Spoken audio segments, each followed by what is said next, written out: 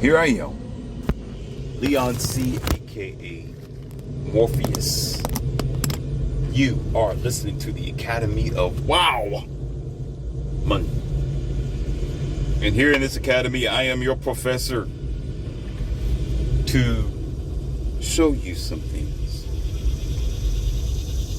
I'm going to make this as short and sweet as possible because I need some answers more than anything. I'm troubled.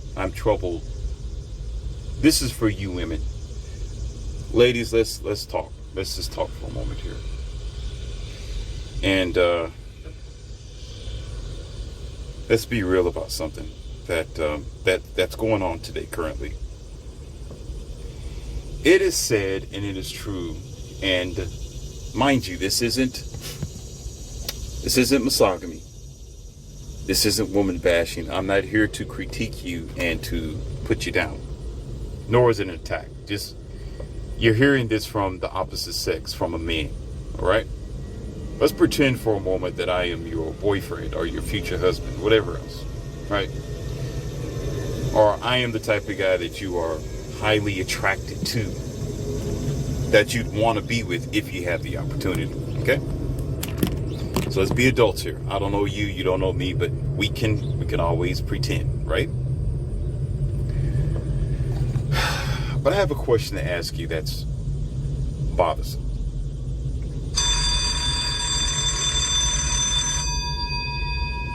See, there are several things that men need, and it's not being fulfilled. But I'm gonna tell you the bad part about it. You see, this thing about being feminine, being fit, being cooperative, it is vital. Yes, it's essential. It's important. It's what's required. But we need to go on to the details of, because I see two partitions to this. Well, actually one partition. The partition already separates one side from the other. See, feminine and cooperative is just simply based on being a woman, just being kind, being sensible, being modest with yourself. Being submissive. Submissive just means agreeable. Doesn't mean that you're a slave. Doesn't mean that you are inferior to the male or to your counterpart. No, just means that you're submissive.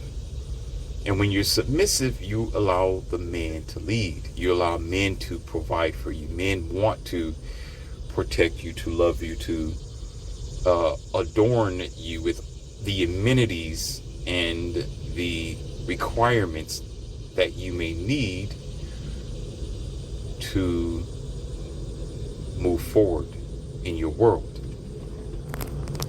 But what I'm beginning to notice, and it's troubling, is that I see plenty of you who you're gaining your femininity, which is, it's nice, it's a plus, and you're kind and you're cooperative. There are some women, I'm talking about the women that I have encountered, and it may be because of me being a certain caliber of a man. Because the reality of it is women treat men according to the energy that men produce, or you could say his masculine levels. If he's a beta, if he's weak, if he's passive, she's going to transform her energy or her mindset to deal with the relationship differently, and most likely more dominating and more masculine than that male. However, the male, if he's masculine like he needs to be, and he stands on his man card, then she will generally, depending on the situation, slide right into her feminine role. She should naturally already be feminine and submissive anyway. But a lot of times, the modern woman that I'm talking about here, not the women before now, not the earlier women who was more real, more sensual, more feminine. I'm talking about the current women today who are not raised to be feminine, fit, and cooperative, who are not raised to understand or overstand the man's requirement are men and their desires and their needs, these type of women think that being feminine and cooperative is a condition. Should do it for a certain type of man, which is fine to a percentage. But if you really want to, if she or you, being that girl, really want to make yourself a great asset to a majority of men and have the potential to obtain a high value man, or at least a man who's going to respect you and keep you around, especially after donkey ducking, then being feminine and cooperative and submissive should come naturally regardless. Of course, it isn't condoned that you do that for every man, but even if you're not going to be submissive, feminine, or kind to the average low-hanging beta, you will still have that potential to be feminine. You still should be feminine, cooperative, and understand how to just maintain your natural orbit as a woman, not to allow this guy to change you. Just look at it like a balance beam, or chemicals, for example. We can do this. So a man's testosterone should have a heavier viscosity level.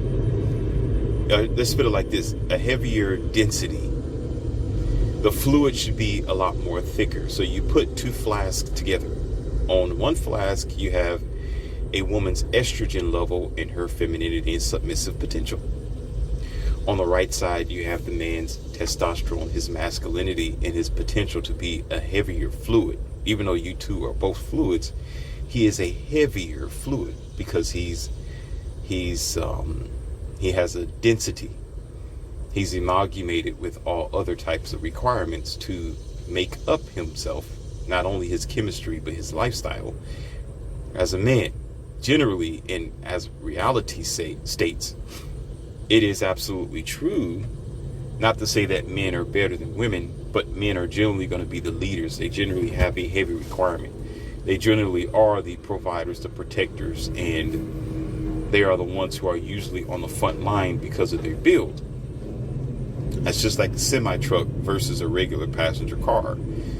You can have the passenger car transform into a bus all you want to, and be a luxury van, and with all the amenities, TVs, and expanded wheels. It still will not match the density, the power, or the heavy weight of a actual diesel truck, a semi-truck, one of the heavy semi-trucks that you see hauling down the road. It'll never match that. So when you think of a man in that terms, you can quickly understand that the density of his fluid is going to be a little bit heavier, and thus his responsibility as simply being a man.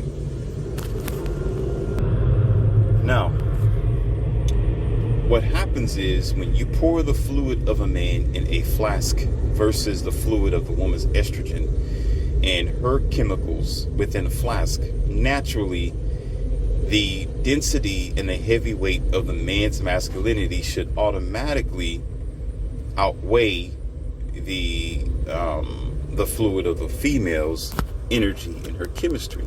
So what happens is, listen carefully, if that flask is connected in a certain way, if you put a partition underneath this flask and between both sides, again, as a partition, and that partition can move from one side to the next automatically, his weight should push what? What? Come on, you're in the classroom, ladies and gentlemen, come on. It should push what? It should automatically push her estrogen levels and her chemistry up. It's going to push it because it's heavier.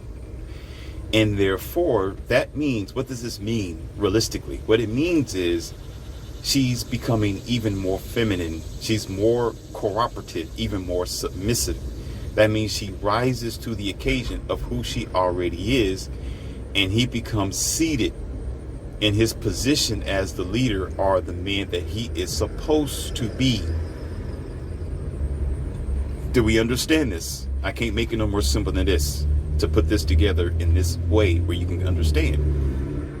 So therefore, she's going to feel better at her position as being feminine and submissive and kind, because she's with this guy who's doing what he's supposed to do according to his own biology and his chemistry, and himself as being a general man, especially if he's natural and he's not mama raised.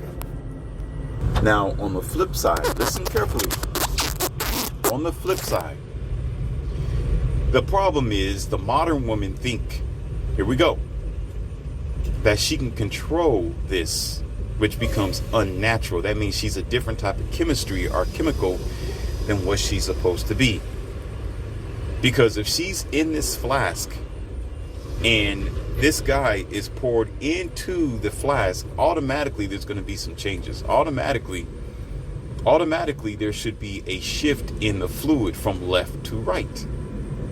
So when she says that she is masculine, or she is the one who is the boss, the bad babe, and she needs no one to guide her. She don't want a man to depend on. She's not looking for a companionable individual. She's an amalgamated fluid. She's not normally going to be the same chemistry as the man, of course. We know that. She's not like a man. She's still a woman when it's all said and done, no matter what surgery and what sort of pills and testosterone shots that she may take to try to be a man. She's still going to have the base chemistry as a woman. So therefore, in order for her to sit still while this man is, especially if he is in his masculine, all right, something's wrong with the fluid that's on the left side. The partition is supposed to move where she's supposed to be uplifted. Her femininity and her submissiveness needs to increase. You understand what I'm saying? It needs to increase. But yet, if it doesn't increase, if she's not trying to be submissive, if she's not trying to be cooperative and kind and lessen her masculinity energy, she is a stompified fluid, because it's not male chemistry over there. It's something else that's not supposed to be. It's a stubborn weight, almost like lead or something like that. Or you could put lead particles in this fluid and allow this fluid to maintain its weight, where when the man's testosterone come into play, his energy, his potential to lead and be the head of the home as he should, okay, that means there's a problem. There's no functioning order. He cannot do what he is ordained to do by nature, because she's not doing what she is ordained to do by nature. So they become unbalanced. Well, you think it may be a balance, but it becomes stompification. That's what it is. Yeah, you may think it's balanced because she wants to be masculine while he's masculine and the partition isn't moving, but you end up in a standstill, in a stasis. You're not moving anywhere. The relationship will not blossom. You will not succeed. You will fight daily. You will argue daily. It's almost as if he's a masculine male fighting another masculine male, but this masculine male isn't truly a masculine male. It's a female who's amalgamated or mutated with other deceptions, delusion, false ideas, false perception, with the book of the lie under her arm, and misguidance from her mother or misguidance from society. So she becomes unnatural. Then eventually the relationship fails, and you can actually tether this science project. You can tether this onto why a lot of men will also say that women who are considering themselves to be the boss babe, where they go and they chase their PhD and their master's degrees, their associates, and they get all the accolades that they ever want. They become these high earning maybe doctors or lawyers, or they become judges, or they become high ranking officials in certain areas. maybe even in the political arena, they become difficult to comply with, because over time, listen, over the years, she was this blue, possibly malleable, adjustable fluid, naturally ordained to her feminine, her cooperativeness, and her kindness. But because she had to pretend to be masculine the whole time, because she put herself in boss position, because she's in the CEO seat, maybe, that's 1 out of 100, but because she is the one who's bringing the bread and butter, because she's been doing it for so many years, especially after the age of 35, and she's reaching 38 and pushing 40, this fluid becomes non-compatible. It's non-compatible. So she'll end up complaining and saying there's no good men. Men are wimps. They're dogs. They just want one thing. Men, there's no available suitors. Nobody's at her financial level. No one makes as much money as her. But the problem is, over time, she allowed her fluid to become stale. She had to pretend to be masculine, so this fluid became mutated to become this fluid that's compacted with sprinkles of lead. Therefore, it is a guarantee that she's met plenty of masculine men. She met plenty of men who was compatible for her. Men have been knocking at her door 24 hours, 7 days a week, but she kept denying them because she kept pushing the fluid back with her masculinity. She kept denying the movement of the partition. She never she never allowed this man to seat his manhood. And oftentimes these women, in the pursuit as well, I would not be surprised, and it is actually statistically a fact, they pretty much have demasculated multiple men on their path of their so-called financial success, or being the boss of what they survey, or a business owner, or being this one who's a so-called entrepreneur. And she would say, well, I don't want to get married. I'm not ready for a relationship. I don't want to settle down. But we all know as adults, that doesn't mean that she settled down from the sausage. We all know that doesn't mean that she retired from donkey dunking. She'll still get it every now and then. She'll still soil her oats. She'll still give her virtue and her value away to multiple men who would try to combine with her chemically and by energy, but she denied them only to get her simple pleasures. So therefore, after she reaches, again, past age 35 and up, she's no longer compatible. You don't want to deal with this girl. You can be masculine all you want to, or he can be him, not her, but he can be masculine all he wants to be. He can be the alpha dog.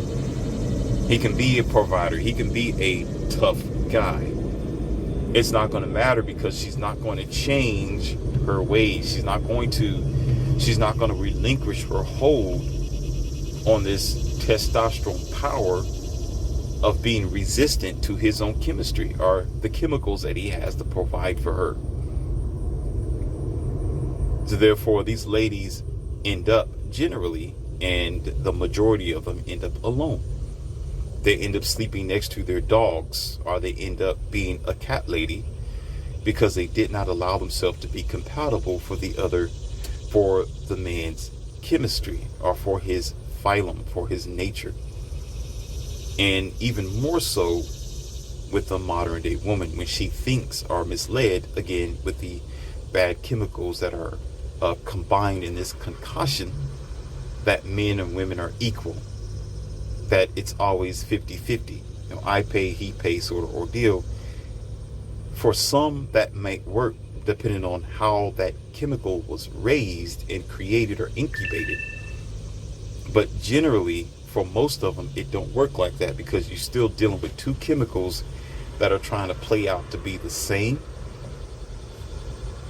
And so it becomes disruptive. I'm gonna have to quit it right here, because this can go on to I can do much more than this, because I can talk about married men And when you get into marriage, sometimes men lose their testosterone levels, they lose their energy, their position, and they transform to be this feminine type of fluid, a lighter weight. And what happens is those women who maintain their femininity and their kindness, they naturally but uncomfortably become more masculine than the male. And because he's not on his square, or he's not doing what he's supposed to do, what incidentally happens is that now he's being raised up because the partition is being pushed on his side. Now he's more feminine and she's more masculine. And of course we know that never works. You know, that's when you need to take the flask and the fluid and you just throw it away and start all over again. You know, you just made a catastrophe. That's not the way it's supposed to work. The chemistry won't work out. It will not turn a positive page for most men. Most of these men end up fleeced. They end up in divorce court. Most of those type of men, they end up being abused and manipulated by their own wives, because their wives realize that this punk, this weak blue pill, this beta, is no longer the masculine male that he needs to be. He wimped out. And as he wimps out, she finds her a better suitor or chemical balance with another guy who can suit her quite well and produce that feminine energy that she's made for. Now we're going to get on to the next chapter, ladies and gentlemen.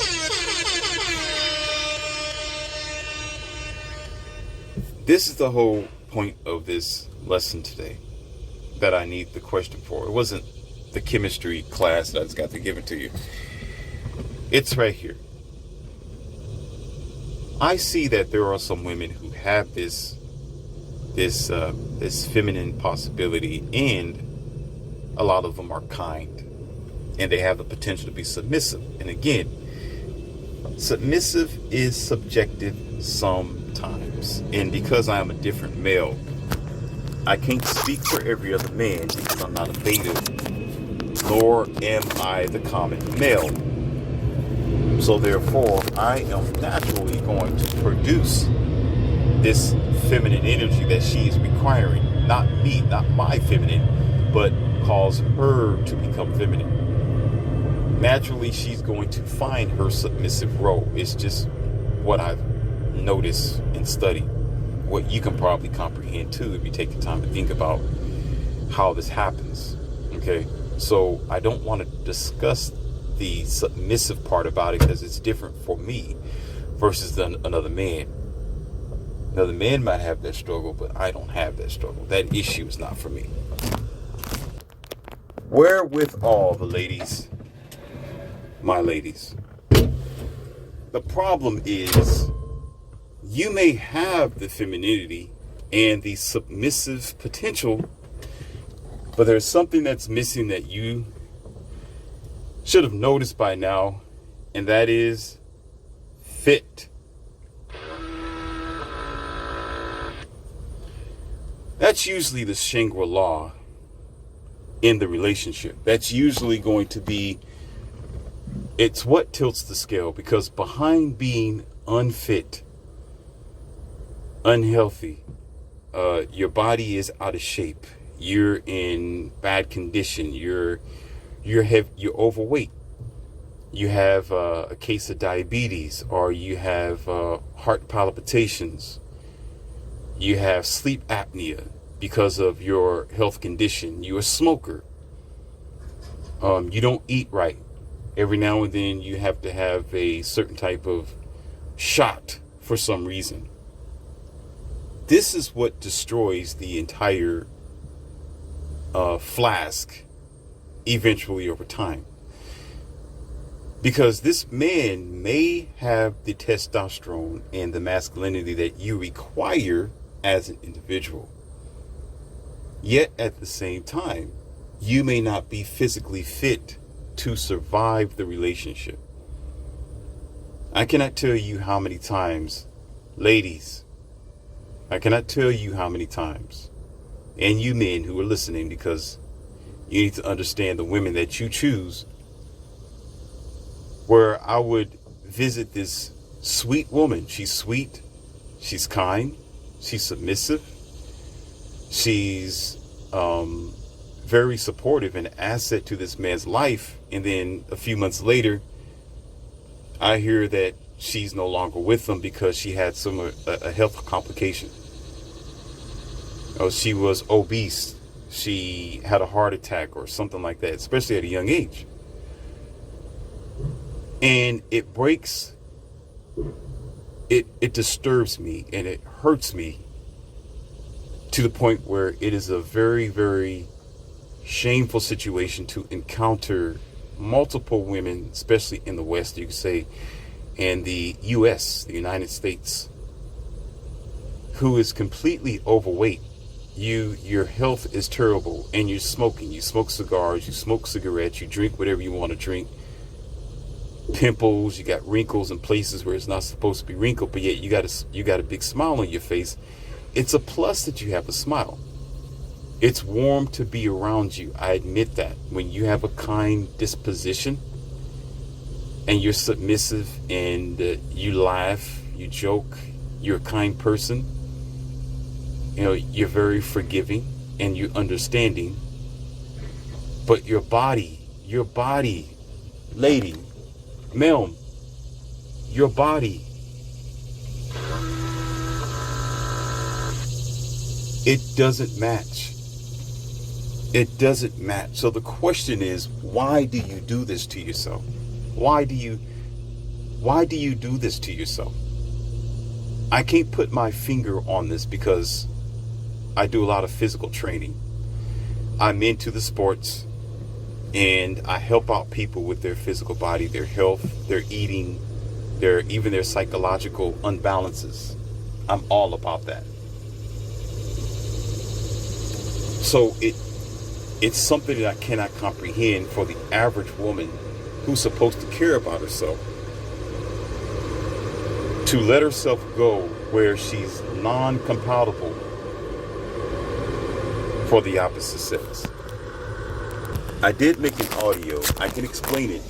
I have several audios, but I want to hear it from you because I've done my evaluations as it is, and I'm not going to interfere with your answers. I'm not going to interfere with it. So I want you to speak of it for yourself. But I know that it is a terrible shame. It's almost like a complete waste where you got a beautiful smile, you got a good personality, you're nice, you're submissive, you could be wife material, but you're going to be a heavy wife material. You're going to be health liability, which is another issue. You're going to increase the health insurance, and it's going to be a problem where you're going to be back and forth in the hospital. I don't want to love you next to your hospital bed when you don't need to be there. It's one thing when accidental things happen, when disaster strikes unexpectedly, when it can happen to any one person, whether they're healthy or not. But when you willingly sign up, it's like playing Russian roulette. Yes, catastrophes happen like when you have a 6-chamber revolver.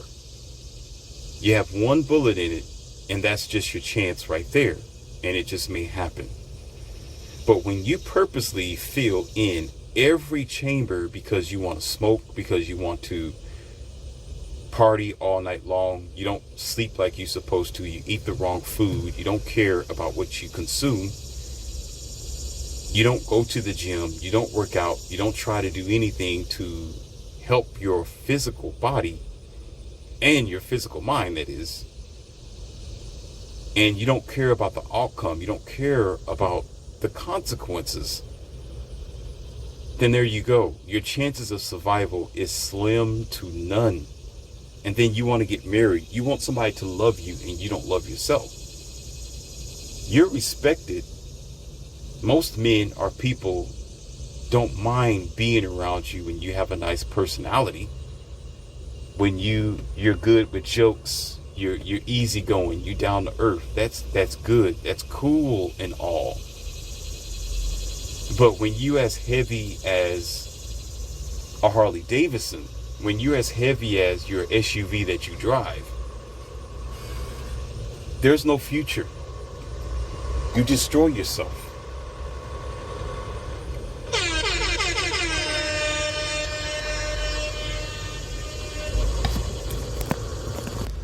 So it wouldn't matter if you get the chemistry together. It wouldn't matter if, and it is true. It's true. This is the truth. Let me give you the truth. All right? I'm going to give you the ultimate truth here. Women have an advantage that men don't have. There are multiple men that come your direction, and they want to be with you since you hit puberty. And so for you to miss out on those opportunities, something's wrong with you and not the other way around. Being beautiful on the inside is one thing, but being beautiful on the outside is more than one thing. It's more than just you being in shape and you looking great. It's your health. It is your health that's a beautiful thing, that's vital to the relationship.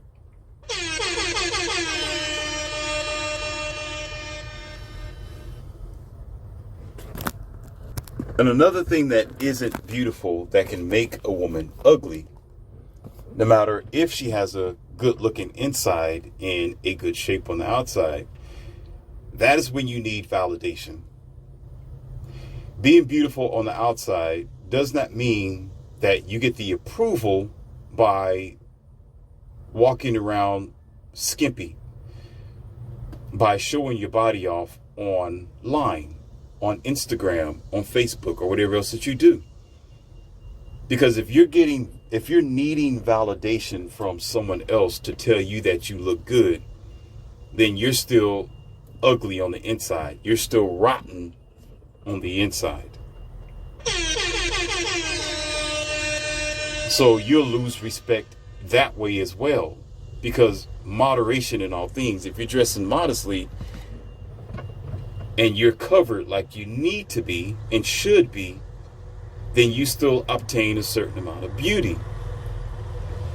But you get too many times a plethora of women who will dress like that to show off or to showboat her body, and then she automatically thinks you're beautiful. No, you're not beautiful. You're not you may be attractive sexually, but you're not necessarily beautiful, because there's nothing better than a woman with a beautiful mind and modestly beautiful, and she knows how to retain her beauty by being careful of how she show it off, because that can diminish your beauty. That could diminish what you have worked for by trying to show it off and sell it to the highest bidder, either overtly or non-overtly.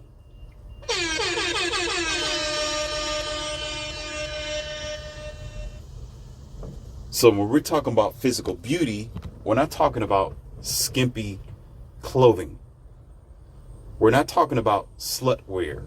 We're not talking about you letting your breasts just hang out. We're not talking about you letting your butt just hang out so you can get approval by unworthy men to appraise your heart-shaped booty. That's not what we're saying.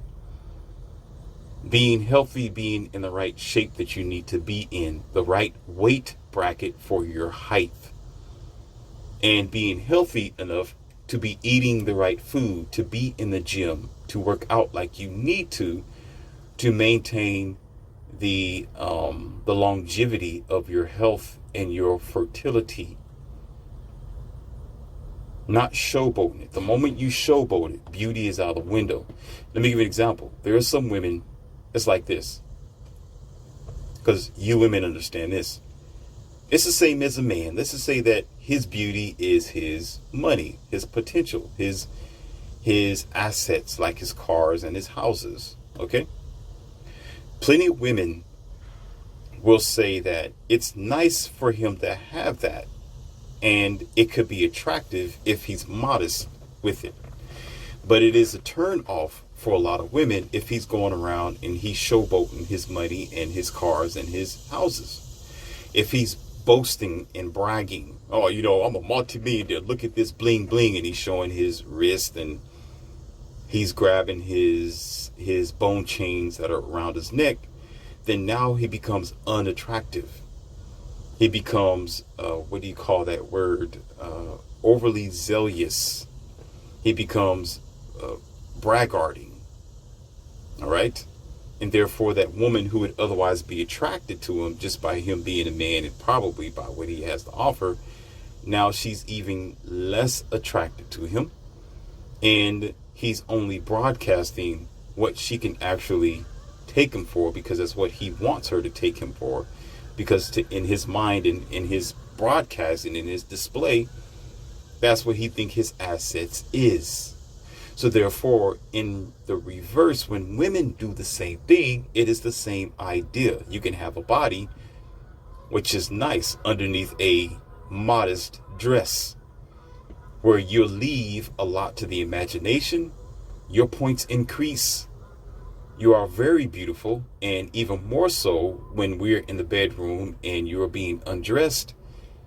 And to my surprise, your body is even more perfect, with all the angles and the edges and no stretch marks and so forth and so on. Now you're a catch. You are a prime success for this man. But when you walking around scantily dressed and you in all kind of booty videos, and all you know how to do is just be in your swimsuit and you're trying to show the world what your body look like, you get no respect. You're leaving nothing to the imagination, and you're nothing special. And therefore, you are trying to show the world, or you're trying to produce an image of yourself that you want the world to see, because you have no other assets of yourself. You have no other qualities to offer but the shape of your booty and the shape of your breasts. Because if you had other things to offer, just like the man who has to showboat his money, you would produce those other things and be focused on other attributes of yourself besides just money. So therefore, when you get into shape and you think that you're the Shangri-La or you're the queen of the world because you have a figure 8 body, a decent sized figure 8 body, don't mean anything. All those assets need to be modest, secure, and potentially, not fully exposed.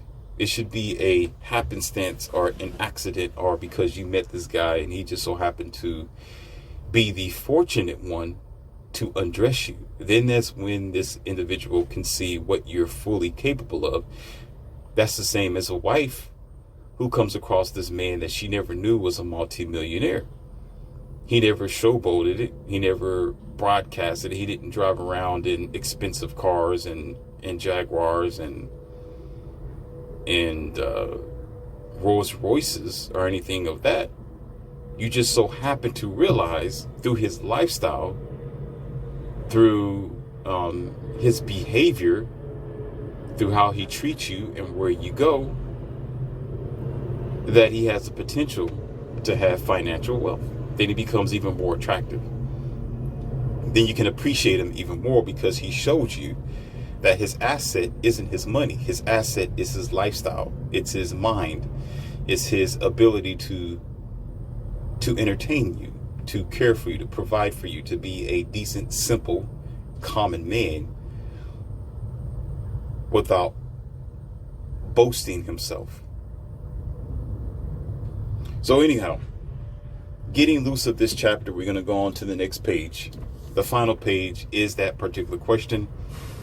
And so I'm going to go ahead and close it on this final short page. And still, the question is, why do you women do that to yourselves? Why? See, when you do have a body, you show too much of it, where you destroy your beauty. You destroy your potential. And then when you do have the femininity, the kindness, and the cooperative potential, you destroy that because your body's out of shape. You're in bad condition. I can't put you in the back of my Harley Davidson because you're going to flatten my back tire. You're a health risk. I don't want to lay next to you because you're going to bust in your side of the bed. Well, it automatically will be your side of the bed because you're going to put indentions in it. Everywhere you walk, you're going to put creaks on the wood because it's not made for that. Why? Y'all think I'm joking with you. Y'all think I'm kidding. No, I've been in a situation like that before. I met a friend of mine who had a wife. His wife was overweight. She was just like that. And every part of the house, I knew that she was there because something was broken, something was pushed in. One side of the couch, the pillows didn't even stand up anymore. The springs was pushed down. This is why. And she had all kind of health complications. She's back and forth in the hospital like almost every week because of her condition. And she had like 2 kids, but she would make an excuse to say that's the reason why she's overweight. Why did you do that to yourself? Why? If you know you're gonna blow up like the Goodyear plant or the Michelin tire man, if you know you're a biscuit can female, if you know that you haven't been working out, especially you men, if you know your girl never went to the gym, if you know she's not physically active, why do you take that risk and then you stay there? Why do you destroy yourself? It's wasteful. It bothers me because you'll have a beautiful mind as a woman, a beautiful personality. You'll be nice. You fun to hang around with for a little while. I can joke with you, right? You're down to earth. You're cool people, but it's a complete waste. When you're out of shape, you're unhealthy, you're a health risk. It don't work hand in hand. It's a problem. I'll let you figure that out. You're in the Academy of Wow Men, and you're listening to the Professor Leon C, and I have more for you. And I look to hear from your comments.